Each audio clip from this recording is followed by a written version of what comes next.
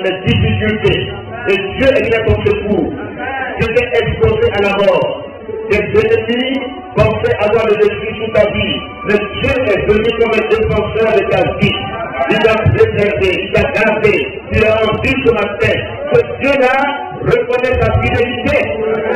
Alléluia. 2025, je n'ai pas anticipé. Mais c'est pour dire ce matin que c'est une année vraiment où tu as pu lutter, où tu as pu te débattre, où tu vas rester dans le repos. Et tu vas envoyer des contrôles de loin, tu vas envoyer des situations de loin. Alléluia, alléluia. 2021, année sabbatique, sur le temps spirituel, année de repos, année où tu jouis pleinement des grâces de Dieu. Alléluia, alléluia. Ce matin, nous lisons dans le livre d'Éphésiens. Le dimanche passé, j'ai demandé qu'on lise de ça. Le chapitre 2, le chapitre 3. Pour nous parler encore de l'Église, de son importance. Christ est venu sur cette terre pour se faire un peuple. Et tu es un maillon essentiel dans cette construction spirituelle. Quelle Église? C'est une pierre vivante dans l'édifice spirituel pour offrir à Dieu des sacrifices d'action de grâce. Ta vocation en tant qu'Église, c'est de louer le Seigneur, c'est de l'adorer. Alléluia. Alléluia. Donc ce matin, on va encore revenir sur le texte qui parle de l'Église dans la Bible. L'Église, c'est un mystère caché de tous les temps, révélé à l'apôtre Paul. Et il en parle. L'apôtre Pierre a eu cette révélation. Le Christ est la pierre angulaire. Éphésiens chapitre 2. Nous pouvons lire les deux derniers versets du chapitre 1er. Verset 22 du chapitre 1 et verset 23. Il a tout mis sous ses pieds. Et il a donné au chef suprême à l'Église, qui est son corps, la plénitude de celui qui remplit tout en tous. De qui s'agit-il? Il s'agit de Christ. Dieu a mis tout sous ses pieds. Et il a donné au chef suprême à l'Église. L'Église est le corps de Christ. L'Église dans sa dimension universelle. Chef suprême de l'Église, ce n'est pas un homme, c'est Jésus-Christ, le chef suprême de son Église. Amen. Et le salut qui nous apporte, nous entrons dans le chapitre 2. Vous étiez morts par vos offenses et par vos péchés, dans lesquels vous marchiez autrefois, selon le train de ce monde, selon le train de la puissance de l'air, et l'esprit qui agit maintenant est l'esprit de la rébellion. Le prince de l'air, c'est qui? C'est Satan. Il est assis dans le deuxième ciel actuellement. Il nous regarde. Nous tous aussi, nous tous aussi, nous étions de leur nom. Et nous vivions autrefois sur les convoitises de notre chair, accomplissant les volontés de la chair et de nos pensées. Et nous étions par nature des enfants de colère, comme les autres. Mais Dieu qui est riche en miséricorde, à cause du grand amour dont il nous a aimés, nous qui étions morts par nos offenses, nous avons rendus vivants avec Christ. C'est par la grâce que vous êtes sauvés. Amen. Il nous a ressuscités ensemble et nous a fait asseoir ensemble dans les lieux célestes en Jésus-Christ. Alléluia. Sa position est élevée, elle est supérieure. Une position d'autorité spirituelle au-dessus du prince De l'air ou bien comment on l'appelle tout à l'heure hein? Voilà. Le puissant de l'air, le prince de la puissance de l'air, il est sous les pieds. Amen. Alléluia. Christ nous a ressuscité ensemble.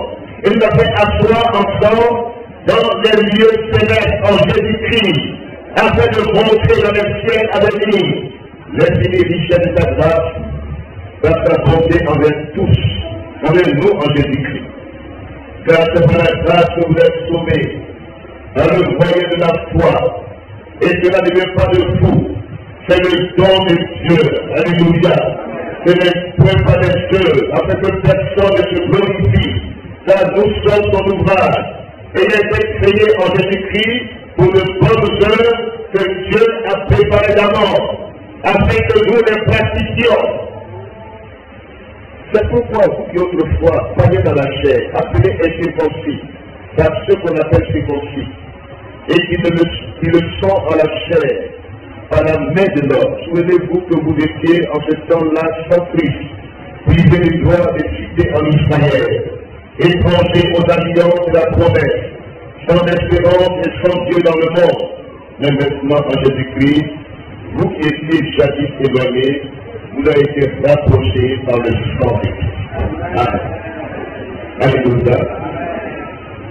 Juifs et païens forment un seul corps en Christ, car il est notre Père, lui qui est Dieu, n'en a fait qu'un, et qui a renversé le mur de séparation, l'inimité, ayant anéanti par sa chair la loi des ordonnances, dans ses prescriptions.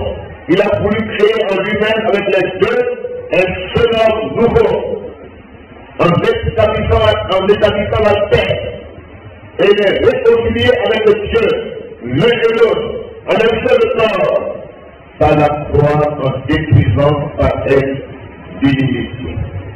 Il est venu annoncer la paix à vous qui étiez loin, et la paix à ceux qui étaient près. Car par lui, les uns et les autres, nous avons accès auprès du Père dans un même esprit. Alléluia. L'Église, temple du Dieu vivant, habitation de Dieu. Ainsi donc, vous n'êtes plus des étrangers, ni des gens du dehors, mais vous êtes concitoyens des saints, gens de la maison de Dieu, gens de la famille de Dieu. Vous avez été édifiés sur le fondement des apôtres et des prophètes, Jésus-Christ lui-même étant la pierre angulaire. En lui, tout l'édifice bien coordonné s'élève pour être un temple saint dans le Seigneur. En lui, nous sommes aussi édifiés pour être une habitation de Dieu en esprit. Que Dieu bénisse sa parole. Alléluia. Donc, le chapitre 3 nous parle du mystère caché de tous les temps qu'est l'Église, révélé à l'apôtre Paul. L'Église a deux notions importantes, deux missions importantes. Mais d'abord, il y a une vocation. Sa vocation, c'est d'être des adorateurs du Dieu vivant. Adorer Dieu en esprit et en vérité. C'est pourquoi Dieu se fait un peuple. Dieu s'est fait un peuple d'adorateurs, racheté par le sang de l'agneau. Nous avons tous un appel. Dieu nous a appelés. Il nous a appelés à lui pour être des enfants. Nous répondons à l'appel de Dieu en acceptant Jésus-Christ comme Seigneur. Nous sommes tous appelés. Et notre vocation à cet appel, c'est que nous sommes tous des adorateurs du Dieu vivant et frère. Je peux m'appuyer de Dieu sans intermédiaire aucune. Sans aucun intermédiaire, pardon. Je peux m'appuyer de Dieu directement. C'est ce que l'apôtre Pierre dit dans 1 Pierre, chapitre 2. 1 Pierre, chapitre 2, Christ est la pierre angulaire. Et nous sommes tous des pierres vivantes dans ce édifice spirituel. Tout croyant reçoit l'identité de Christ en lui. Il devient l'incarnation du Christ.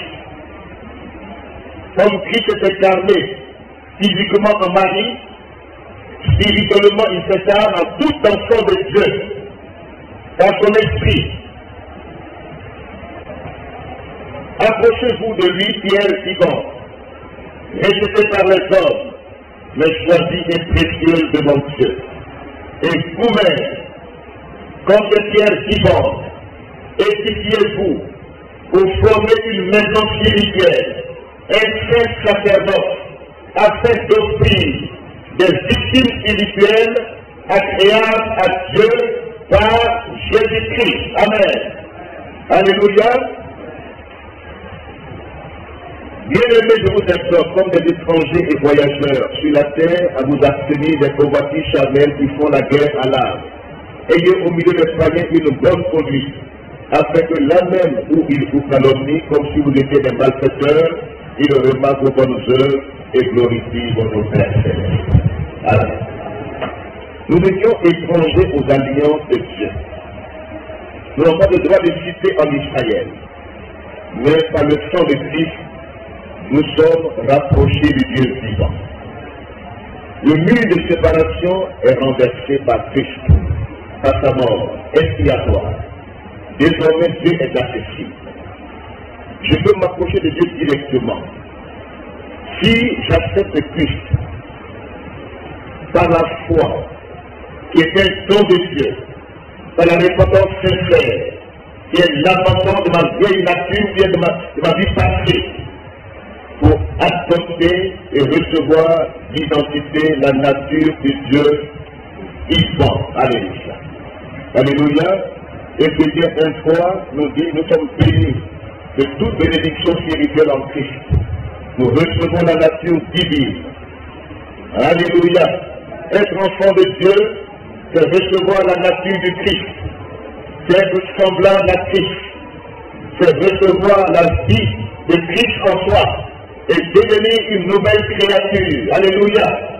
Ainsi, nous sommes désormais adhérents avec le peuple d'Israël.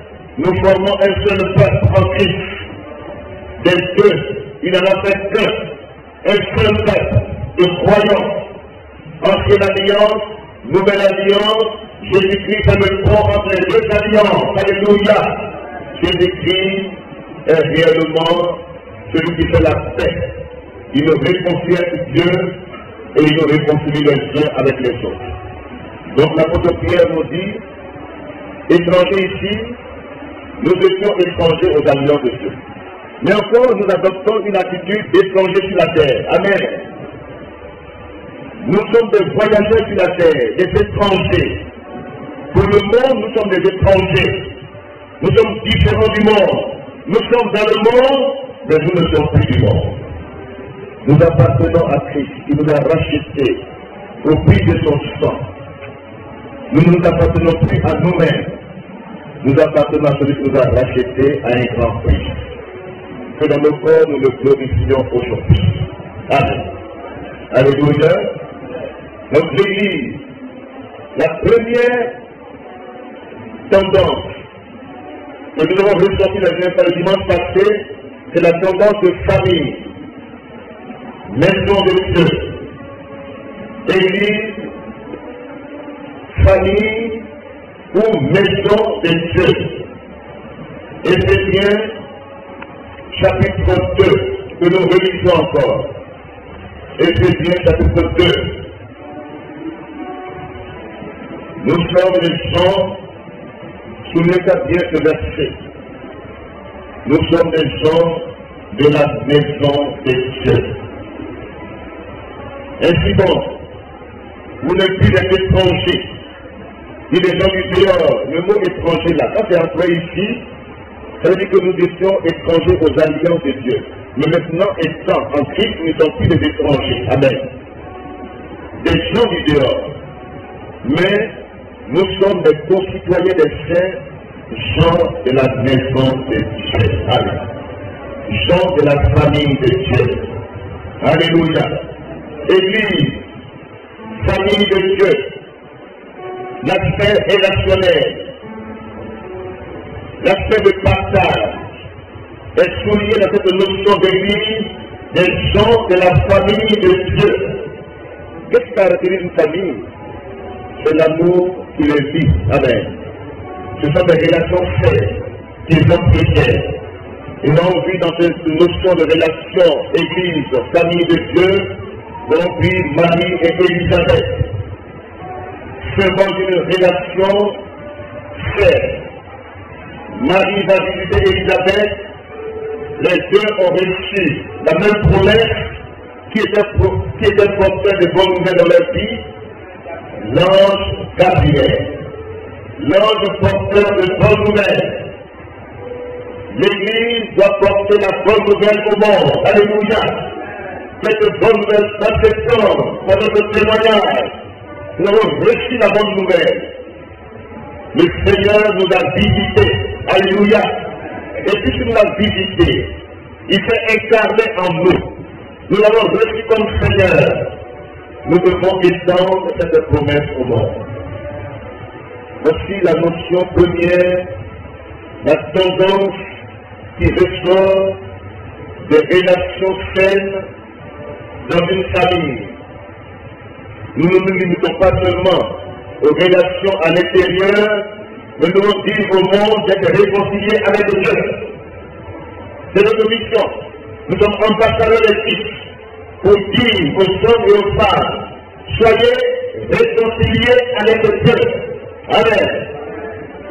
Nous devons étendre la grâce de Dieu.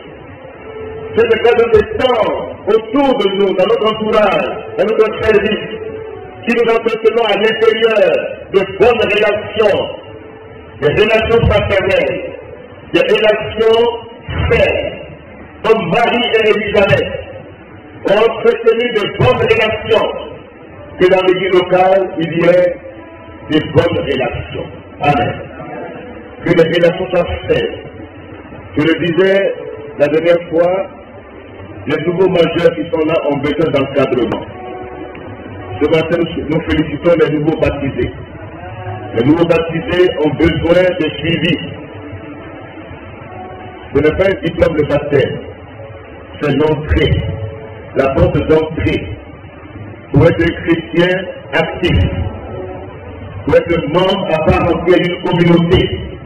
C'est par le baptême que Dieu est membre de l'église locale. Un membre actif et non passif. Un membre qui est reconnu légalement. Ce matin, vous êtes entré dans la famille de Dieu. Vous êtes le membre de l'église locale. Vous avez donné droit à Christ sur votre vie. Désormais, vous ne vous appartenez plus à vous-même. Vous appartenez à Christ. Vous n'êtes plus étrangers aux alliances de Dieu. Vous êtes désormais entrés dans cette alliance, dans cette famille, dans cet édifice invisible, mais visible en même temps, l'église, le corps de Christ. Vous êtes une pierre vivante ce matin dans cet édifice spirituel. Alléluia. Alléluia. Donc ce matin, l'église est d'abord une famille. Elle est la maison de Dieu. Elle est l'ouvrage de Dieu. Elle est le temple de l'Éternel. Et ce temple peut être l'ouvrage. Ce temple peut être relationnel. Ce temple aussi peut être individuel. Mon corps est le temple du Saint-Esprit. Amen. Notre corps, quand nous recevons le Seigneur Jésus-Christ, notre corps devient le temple du Saint-Esprit. 1 Corinthiens 6, verset 18.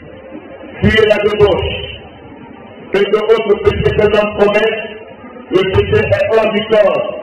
Mais que celui qui se livre à la débauche expose son propre corps. Là où il y a des péchés qui n'affectent pas le corps. Le péché, c'est le péché. Mais les péchés qui sont hors du corps,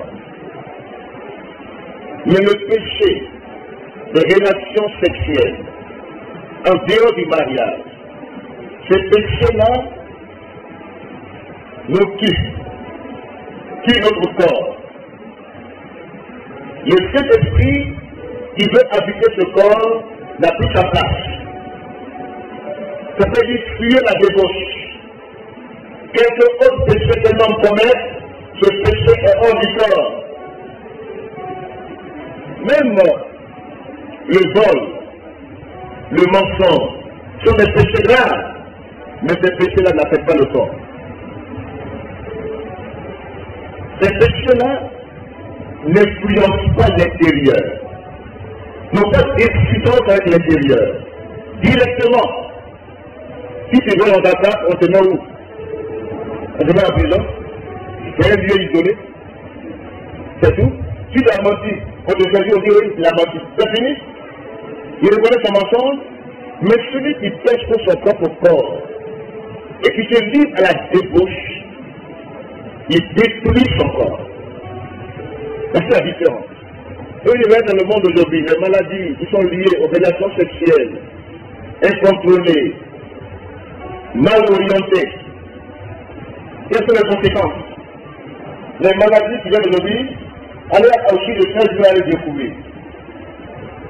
Vous les vu les reconnaître? Ils ont détruit le corps, dans le sida, dans les maladies vénériennes, ils ont détruit le corps, les maladies sexuellement transmissibles ont détruit le corps. On fait que les cellules, on détruit même leur procréation, ce qui permet à procréer est détruit dans les avancements, dans tout ça de liens étroits avec ce péché, et là qui se tuent eux-mêmes par des avancements. Elles veulent se libérer et elles meurent. Donc voyez-vous les conséquences de ce péché, c'est pas un jeune homme, une jeune fille doit garder son corps pur devant le Seigneur. Amen. Proverbe 5, Proverbe 6 nous parle de ça. Doit garder son corps pur devant Dieu. Il sera en bonne santé. Alléluia. C'est la santé de ton corps. Quand Dieu te parle là, c'est la santé de ton corps physique. Dieu veut que tu vives longtemps sur la terre. Dieu veut que tu vives pleinement de bénédictions. Et c'est pourquoi je dis, quelque autre péché que tu commets, tous ces péchés sont hors du corps. Mais le péché qui t'amène directement, ça va ton corps, et tu fais un péché qui pratique, qu'est-ce qu'il adore? Quelle relation il a dans le monde? Soit c'est mythique, soit c'est quelqu'un qui est rempli de démons. Dans la relation sexuelle, on se transmet soit des démons. Donc c'est hors la volonté de Dieu. Ce qu'il pratique, ce qu'il est, ce qu'il injecte en toi. Sa maladie, il le jette. Ses démons, il le jette. Donc prends ton corps au sérieux. Ton corps n'a pas été joué entre les mains des hommes. Que ton corps, c'est le temps du Saint-Esprit. Alléluia. Ce temps, c'est important. Ce temps individuel est important. Ça dépend de toi. Ta longévité dépend de ton obéissance à Dieu. Si tu obéis, Dieu te bénit. Tu vas vivre longtemps sur la terre. Dieu est avec toi. Alléluia.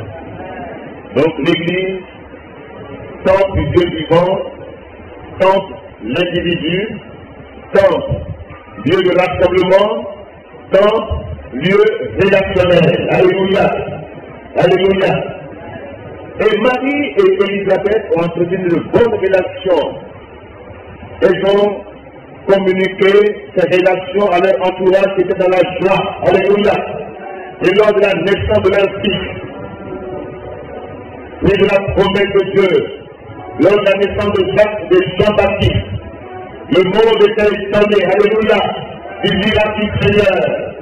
Lors de la naissance de Jésus-Christ, le monde alors était influencé par cette étoile. Des mages venus de l'Orient ont vu son étoile briller en Orient pour dire que Jésus-Christ est différent de tout homme sur la terre. Qui peut nous dire que quand il a dit, il y a une étoile qui est apparue au ciel? Personne. Qui est né si l'étoile est apparue dans le ciel? C'est Dieu, celui qui contrôle tout, qui contrôle l'univers. C'est lui qui est apparu sur la terre et l'étoile s'est manifestée dans les cieux. Donc il ne faut pas que tu aies dit que ça a été sur ta vie. Oui, oui, mon étoile, ça c'est des choses qui n'ont pas d'assise biblique. Le seul qui a vu son étoile apparaître dans les cieux, c'est Jésus-Christ. Amen. C'est Jésus-Christ.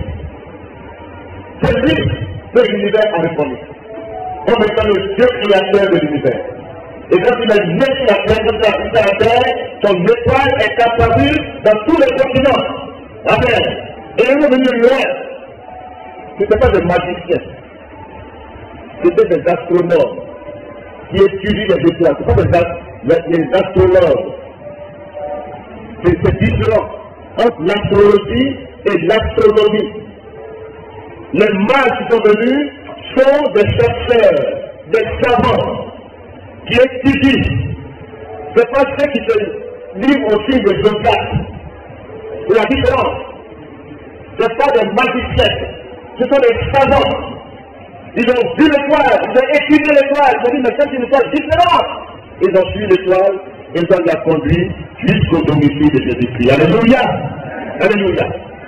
Jésus a été reconnu comme Dieu dans l'univers tout entier.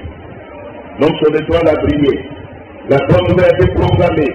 Les pères sur les champs ont reçu la visitation des anges. Ils ont dit qu'aujourd'hui même est né dans la vie de David un sauveur. Alléluia! Un libérateur. Sa naissance a bouleversé le monde. Hérode a été bouleversé. Le peuple juif a été bouleversé. Christ, par sa naissance, a bouleversé le monde. Et regardez Siméon et Anne, deux personnages importants qui attendaient cette promesse. Dieu a dit à Siméon que Dieu te parle ce matin. Aujourd'hui, tu ne mourras pas. Dis Amen. Dieu a dit à Siméon, Luc chapitre 2, il y avait, verset 25, il y avait à Jérusalem un homme appelé Siméon. Cet homme était juste pieux. Il attendait la consolation d'Israël et l'Esprit Saint était sur lui. Il avait été divinement averti par le Saint-Esprit qu'il ne mourrait pas. Avant d'avoir vu le Christ du Seigneur, il fait au temple. Il allait où? Au temple. Le mot temple là. Prenez le temps de Dieu, de lire l'enseignement au sérieux. Amen. Venons au temple. Lieu de révélation du Dieu vivant. Lieu de rassemblement. Lieu où le Saint-Esprit, par son huile, coule en abondance. Nos options se rassemblent.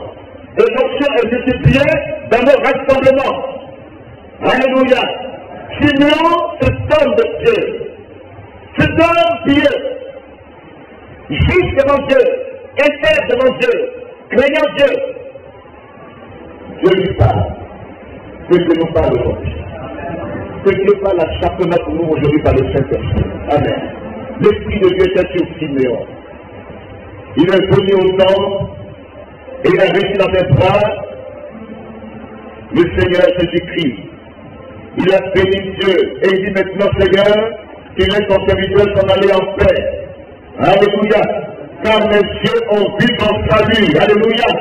C'est-à-dire que tu as préparé devant tous les peuples lumière pour éclairer les nations. C'est le salut de Jésus-Christ. Une prophétesse Anne, qui aussi au même moment aussi vient dans le temps. Elle-même ne quittait pas le temps. Après la mort de son mari, elle est restée veuve, âgée de 84 ans, et elle ne quittait pas le temps. Elle servait Dieu nuit et jour dans le jeûne et la prière. Alléluia. Servons Dieu. Pas dans la répétition, mais servons Dieu dans notre relation vivante avec Dieu. Elle servait le Seigneur nuit et jour dans la prière, dans le jeûne. Et c'est là que Dieu se révèle à elle. Le même jour, elle est présente dans le temple Et elle commence à proclamer que Jésus-Christ est Seigneur. Alléluia. Alléluia. Jésus-Christ est Seigneur. Elle proclame sa Seigneurie. Et tout le monde est étonné. À 12 ans lui-même, Jésus-Christ, il était où? Dans le temps, à 12 ans, ses parents l'ont laissé à Jérusalem. Lors de la fête, ils l'ont oublié. Mais où ils l'ont trouvé? Dans le temple, dans la maison de Dieu. Et il était en train de faire quoi? Il était en train de discuter, sinon d'apporter l'éclairage de la parole de Dieu aux docteurs de la loi, aux scribes, aux pharisiens, dans le temple. Il était assis au milieu d'eux, un jeune de 12 ans, regardez. C'est-à-dire, on peut se convertir à tout âge. 12 ans, Jésus-Christ, la parole de Dieu, cette chair, elle se démontre devant des savants, des docteurs de la loi. Parce que Jésus-Christ a reçu l'Esprit sans mesure. Alléluia. Et puisqu'il a la parole elle-même de Dieu, ce ne sont pas les titres qui importent pour lui, mais il portait la vie, l'éclairage, l'interprétation vraie de cette parole que les gens lisent sans la comprendre. Jésus-Christ était là, ils sont étonnés de l'entendre. Je dis, mais comment cet homme-là, ce jeune homme de 12 ans-là, comment il nous confond comme ça? Le confond. Ses parents arrivent, ils le découvrent dans le temple. Il dit, mais qu'est-ce que tu veux faire comme ça? Il dit, je m'occupe de l'affaire de mon père. Occupe-toi des affaires de ton père dans la maison de Dieu. Bien. Pas d'autres affaires, mais les affaires de Dieu. De la préoccupation.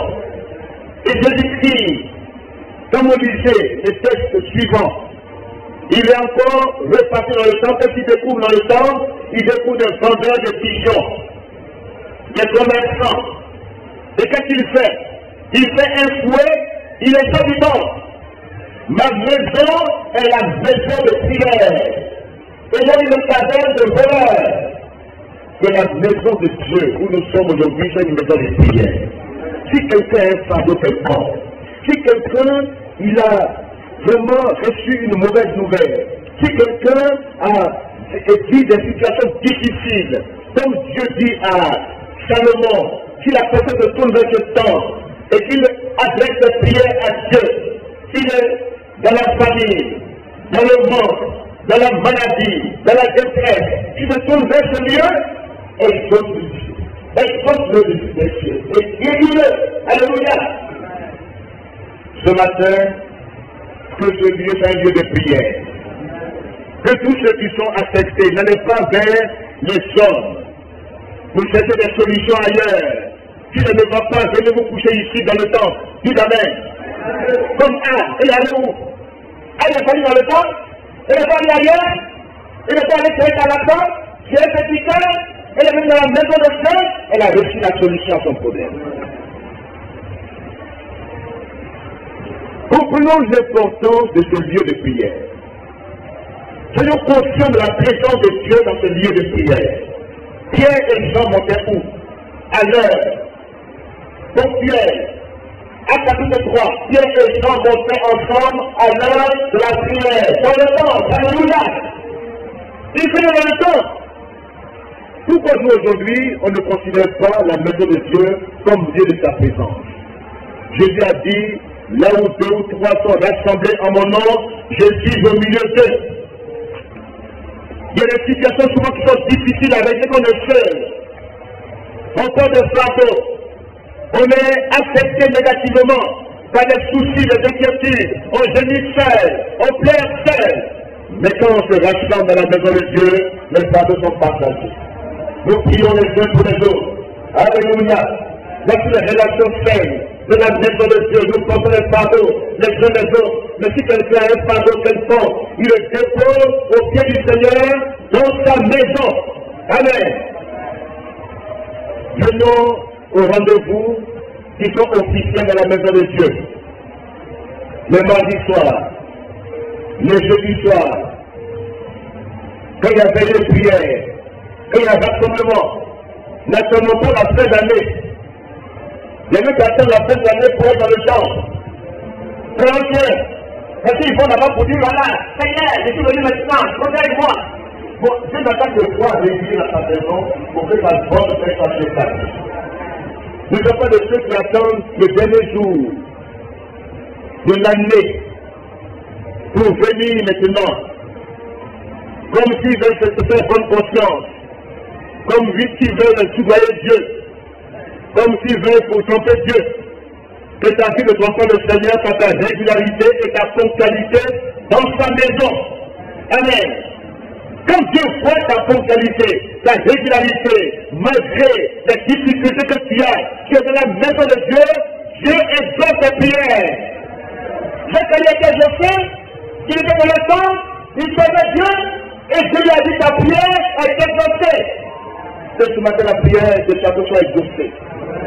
Que les malades soient guéris ce matin de manière définitive. Que les fardeaux tombent ce matin. Que les jours soient brisés ce matin au nom de Jésus-Christ. Amen. Aimons la maison de Dieu. Aimons des relations saines. Aimons Dieu de l'intérieur. La deuxième notion de l'Église. L'Église est une armée. C'est ce que je vais terminer ce matin. L'Église est une armée.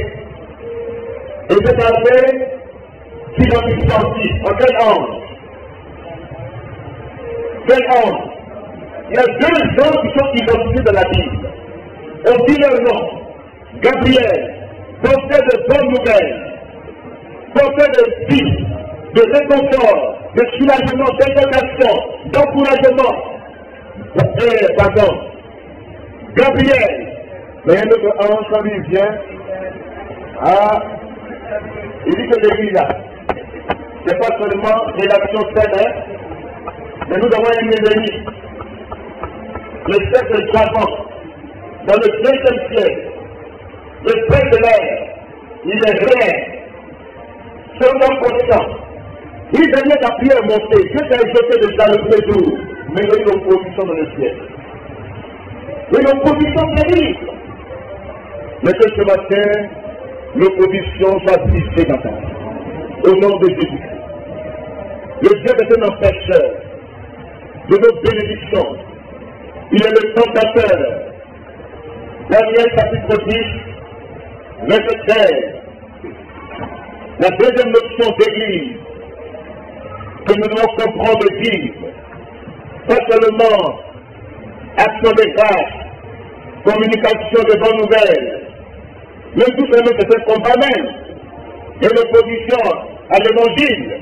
Mais qui est derrière cette opposition? Qui s'oppose à l'église? Qui s'oppose au destiné de l'église? Voici son nom. Daniel 10, verset 13. Nous sommes en guerre contre un ennemi. Même si les chemins sont ouverts devant nous, même si les promesses sont faites, mais l'ennemi de Dieu est notre ennemi. Il ne va pas nous laisser tranquilles. Il est nommé sur le chef du royaume de Perse. Il a résisté à Daniel, sinon à Michaël, pendant 21 jours. Voyez-vous?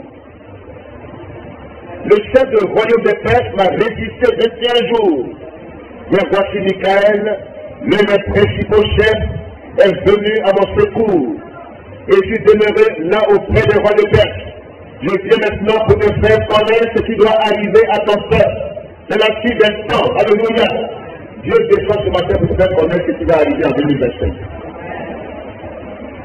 Mais déjà, dans cette seule année, tu comprennes réellement que tu n'as pas à lutter contre la chair et le sang.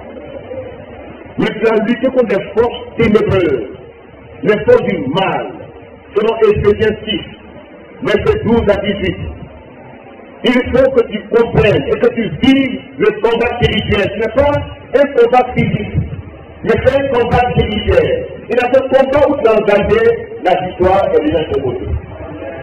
Jésus-Christ a déjà remporté la victoire sur la Satan et c'est les démons. Il les a vaincus déjà à la croix. Le jour où Jésus-Christ montait à la croix, il a dépouillé le diable de tout ce qu'il avait comme pouvoir. Il a livré le pouvoir Satan. Satan est un lion qui rugit, mais il n'a plus de compte. il est essentiel. Il veut te faire peur. Le lion est un lion, mais tout le lion, maintenant il n'a plus de gens, mais pas peur de lui, alléluia. L'interdit des sacrés, c'est de faire peur, c'est d'intimider les gens.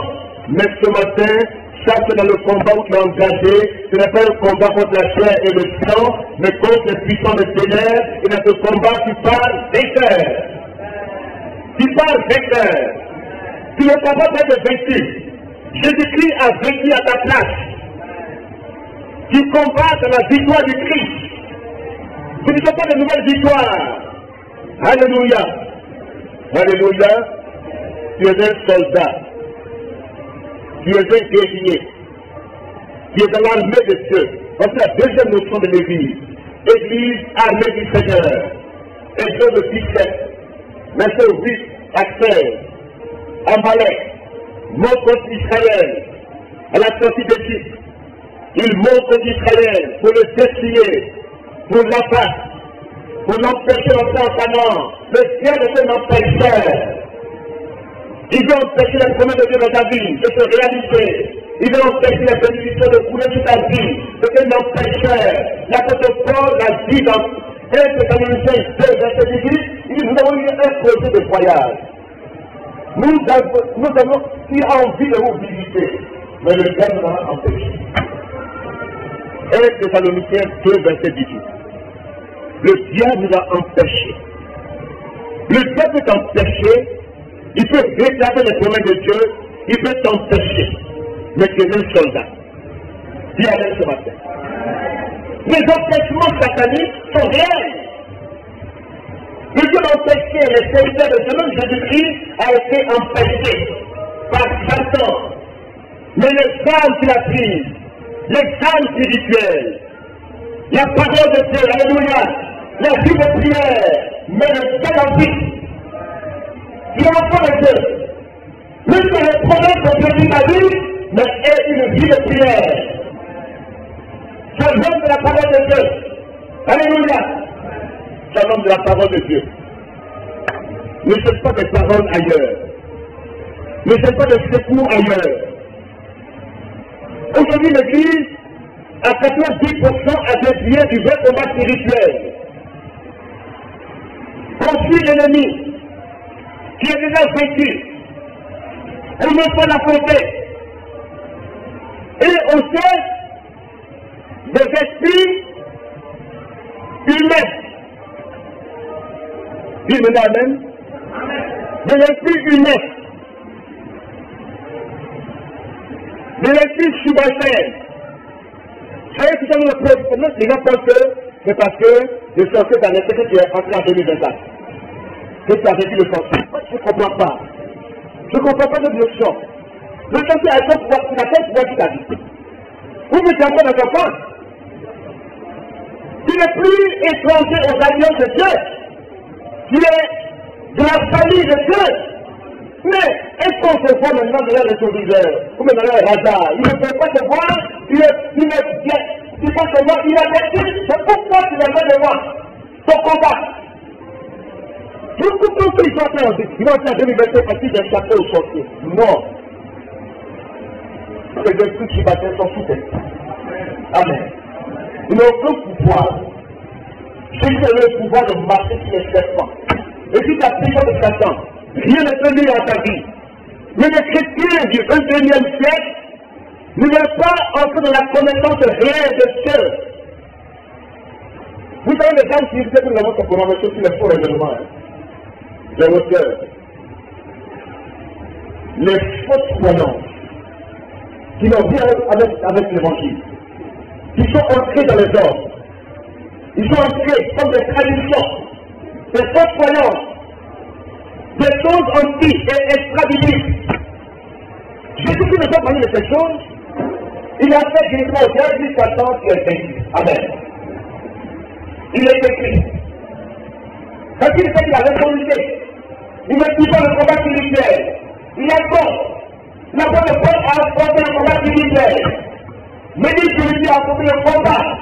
Quand ça fait l'empêche, il prie, il cherche Dieu, je le lance. Alléluia. Il a dit dans le même livre de Actes chapitre 3, verset 5, il dit Satan est le tentateur. Alléluia. Le tentateur. Il est le tentateur, il est grand pécheur. Mais il est vaincu. Prêchons l'évangile de Christ. Avec un grand E. Parce qu'il y a un autre évangile. Il y a un autre Jésus. Il y a un autre esprit. En fait, la fin d'année entre dans la dimension réelle de l'évangile de Jésus-Christ. Comment on appelle ça, les croyances traditionnelles de Christ, au nom de Jésus-Christ. Amen. Que les antécédents et que tout ce qui est antérieur soit mis de côté. Les esprits subalternes n'ont aucun pouvoir sur ta vie. Dis Amen. Les sorciers de ton village n'ont aucun pouvoir sur ta vie. Dis Amen. Les croyances traditionnelles ne sont pas l'évangile. Dis Amen. Ce sont des raisonnements faux. Des croyances fausses.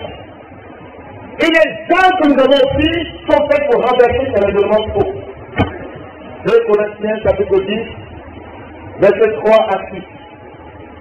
Les armes avec lesquelles nous combattons, même si apparemment nous sommes faibles, mais ce sont des armes puissantes. Alléluia. Pour renverser les forteresses que Satan a érigées dans le cœur, pour résister à la parole de Dieu. Les forteresses sataniques qui sont dressées, quand l'évangile est prêché, qui la contredisent, sans forteresse satanique qui réussit la parole de Dieu, qui l'empêche d'avoir son esprit dans ta vie, sont renversées sur la terre au nom de Jésus-Christ. Il y a des forteresses dans les familles, des héritages spirituels négatifs, héritiers des parents, qui sont comme des forteresses. Quelqu'un dit, moi, c'est comme ça les parle, c'est comme ça aussi, il a hérité là-dessus. C'est ses parents.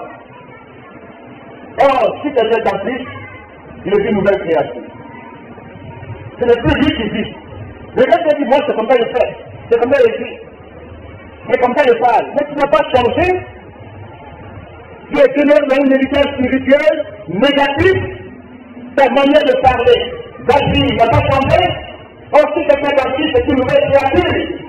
Si je suis à plus contraire, c'est tout le monde qui dit, c'est Christ qui vit en toi. Mais tout le monde se engage, moi c'est comme ça ici, moi c'est comme ça il parle, moi là on ne fait pas ça, moi la tête me dit la droite, mais quelle forme de choses, c'est forme de choses, forme de choses, c'est ce raisonnement faux par l'envers, c'est ce croyance particulière par l'envers, au nom de Jésus. Cette année j'ai terminé mon message de fin d'année en ce dimanche pour dire le vrai combat spirituel est un combat mature, pas des enfants. Regardez quelqu'un, on dit que sa femme est sorcière.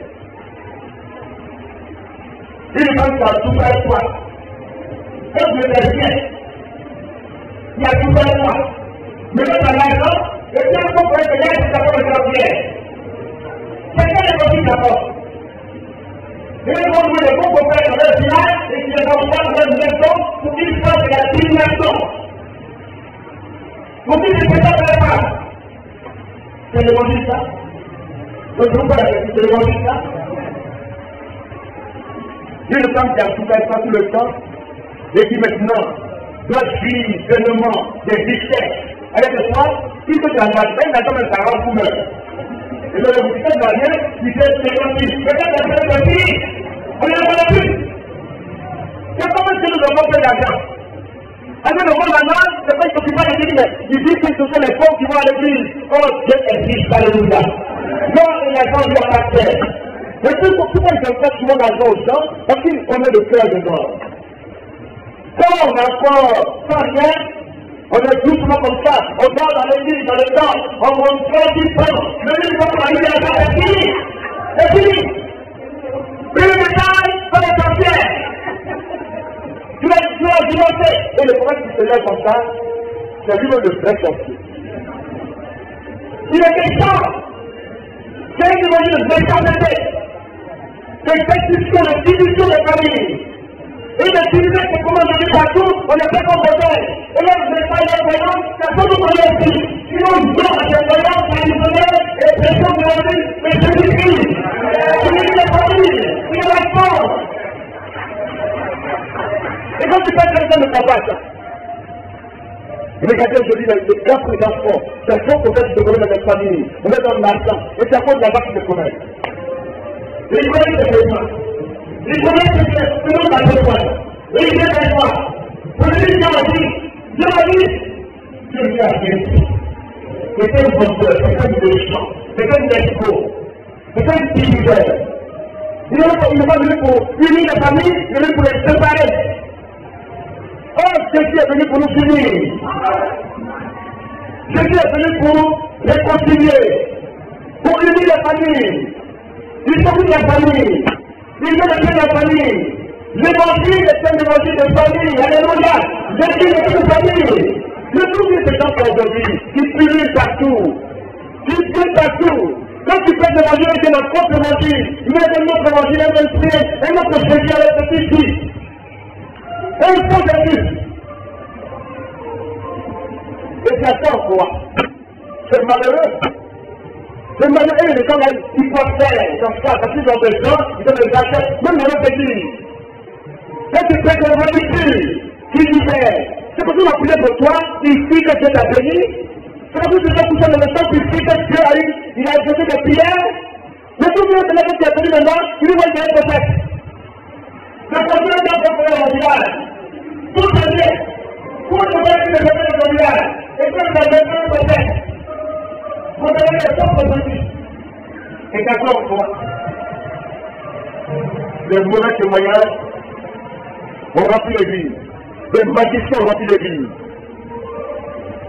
Des magiciens, des escrocs, des trompeurs. Oui, n'attendez pas qu'on vous parle bien aujourd'hui. Dites Amen. Si vous aimez que je vous parle bien, comme ça, avec douceur, la douceur, les apparences ont une douceur trompeuse.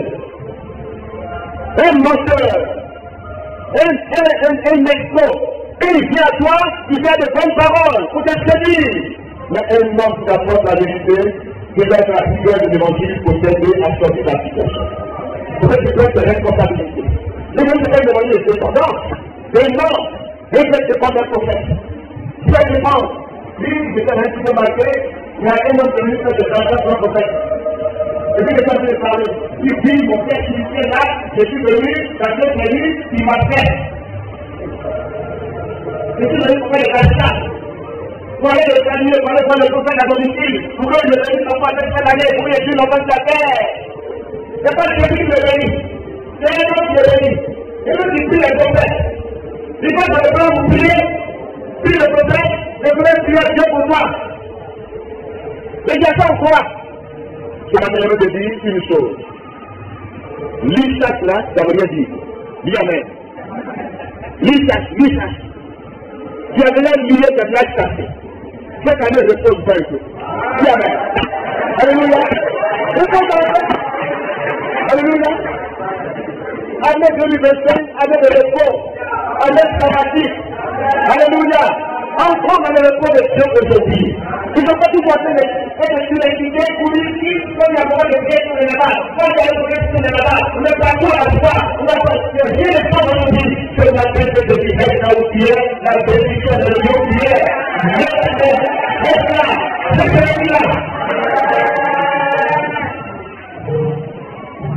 Qui va venir ici, puis tu vas pas négocier?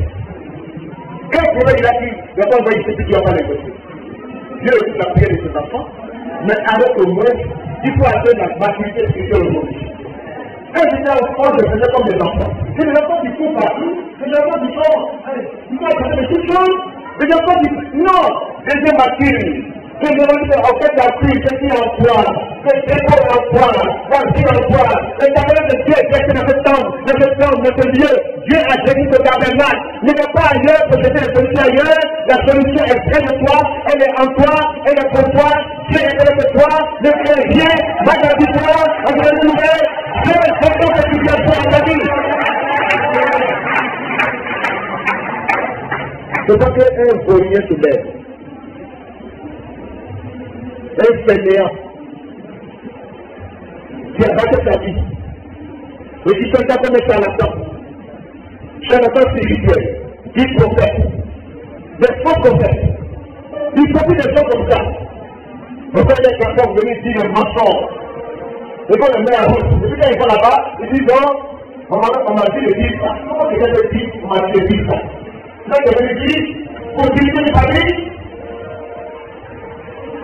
et quelqu'un ne sait pas, il faut appeler la méchanceté. Les gens qui vont se faire, ils vont de malade. C'est les actions de Satan. Réalisé, un appel de Christ. Ils sont séduiseurs parmi nous. Des séduiseurs spirituels qui trompent les gens, qui trompent leur naïveté, qui les exposent. Mais ce matin, demain, dans ce que tu as reçu comme évangile pur de Jésus-Christ, remplis seulement de la maison de Dieu, comprends la notion du combat spirituel, celui qui va faire le plus fort, c'est celui qui est dans le monde, qui ne mourra pas, qui vivra, pour notre réveil du Seigneur. Le Père vient, que Dieu est avec toi, que Dieu est vivant. Que Dieu bénisse sa parole. Amen.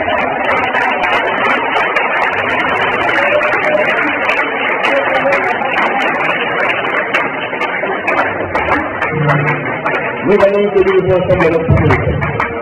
En cette nouvelle année, n'écoute plus les menteurs. N'écoute plus les menteurs. Il y a trop de menteurs. Mais ne t'écoute plus. Comme dans la fable de Fontaine là, il dit comme il dit là, il dit au départ celui qui le coupe, c'est qui? Non, le corbeau de renard. Toute la terre vit au dépend de celui qui le coupe. Retenez ça bien. Toute la terre, tout menteur vit au dépend de celui qui le coupe. Mais il ne faut pas y aller au menteur, au flatteur. Il vit de ça. Il faut installer dans les camps de prière, dans les lieux secrets pour tromper les gens.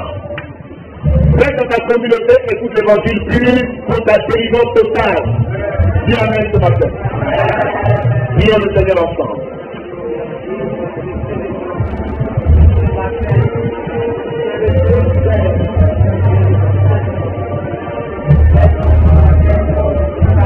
Au nom de Jésus, l'église de nos familles, nous sommes les gens de la maison de Dieu. Maison dans la dimension individuelle, maison dans la dimension relationnelle, maison dans la dimension de l'ouvrage, du rassemblement. C'est là qu'on manifeste des relations saines. Mais dans notre temps intime avec du Seigneur, nous avons la capacité de vaincre. Justifier le fait de cette année. Il est devant nous. Un an seulement suffit pour Dieu faire des milliers de personnes. Ce n'est pas quelqu'un qui a fait le fort. Il n'a pas crié, il n'a pas lié. Il est resté dans la maison de Dieu. Il a mis le secret satanique là au pied du Seigneur, de la prière. Et Dieu s'est levé pour le faire de la prière. C'est ce que Dieu dit pour le faire de la prière, pour le mettre en debout, ça a été dit. Pour le mettre en debout, pas peut-être pas de effort. Au nom de Jésus. On veut dire ce matin que Dieu mette ses ennemis en debout. Que Dieu se lève dans le combat spirituel. Que Dieu mette ses ennemis en debout. Que la main de Satan soit ôtée de nos vies, de nos familles. Que les intentions négatives, les mauvaises attentes soient révoquées, soient annulées ce matin. Au nom de Jésus, que tous les décrets sataniques arrivent de l'université. Il y a de nouveaux décrets de ta vie, des décrets de bonheur, des décrets de prospérité, de bonne santé, de succès. Ce sont les décrets de Dieu. Ce sont les décrets qui réalisent dans ta vie. Écoute la parole de Dieu qui te dit ce matin de Dieu, viens, tu ne mourras pas, tu vivras, tu annoncer les merveilles du Seigneur. Comme il a dit à Simon, que Dieu te parle, que tu le craignes, viens.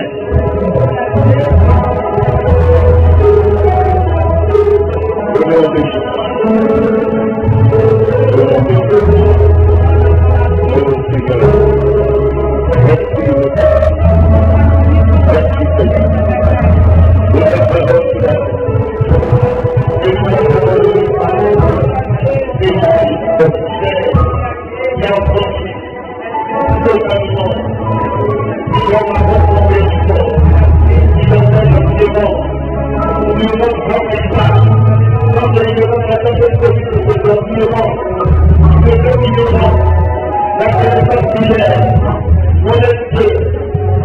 ce qu'on appelle du Christ dans les lieux scolaires.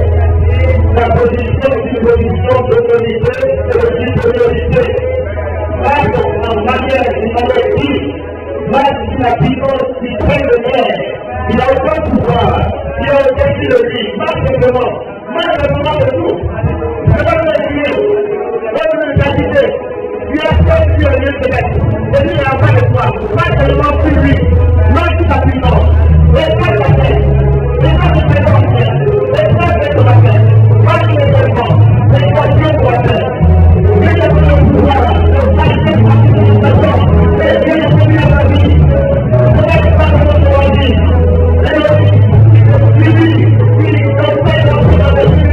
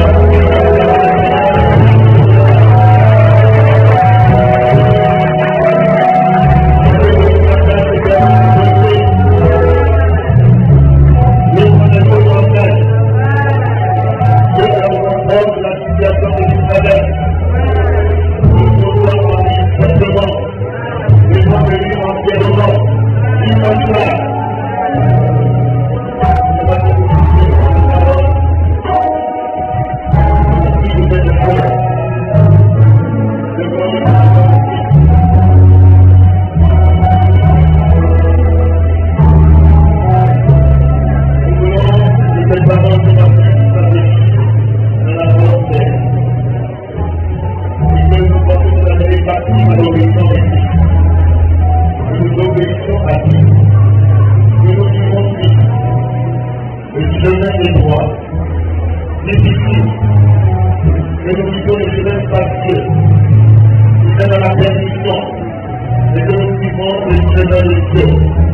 Nous sommes prêts dans les mouvements, Seigneur, de reposer en toi pleinement. Nous avons le dimension de notre vie. Ce n'est pas les efforts que nous faisons qui nous mettent dans la vie. Mais c'est l'effort de Dieu. Ce sont les combats que nous faisons dans le secret. Quand Jésus est dans le cœur, notre esprit de mettre en vie. Donc la combattu pour que ce soit, c'est reposer en toi. Et ton âme est brisée pour disperser les ennemis, pour faire la confusion dans le camp des ennemis. Je vais faire la confusion dans le camp des ennemis. Renverse cette situation dans notre faveur, agis en notre faveur, c'est dans notre cause, Seigneur, et nous accueillons nos objectifs, et nous puissions accueillir notre volonté, et que nous accueillons notre combat, et que nous combattions sur la victoire de Christ. Nous avons cette année, et nous sommes victorieux en Christ. Et nous sommes des enfants de Dieu, et nous avons une nouvelle identité. Notre position est supérieure. Notre autorité est supérieure. Nous battons de la vertu sous la puissance de l'éducation. C'est bien de venir à notre vie. Nous sommes à la peur, à la crainte. Nous ne craignons bien, parce que Dieu est vivant. Et nous sommes Seigneur, et nous sommes prêts, le matin, nous te le présentons des éléments de grâce. C'est un dispositif de prédiction dans notre vie ce matin. Nous prenons ce matin de repas. C'est une grâce tellement, et on doit ôter de notre corps.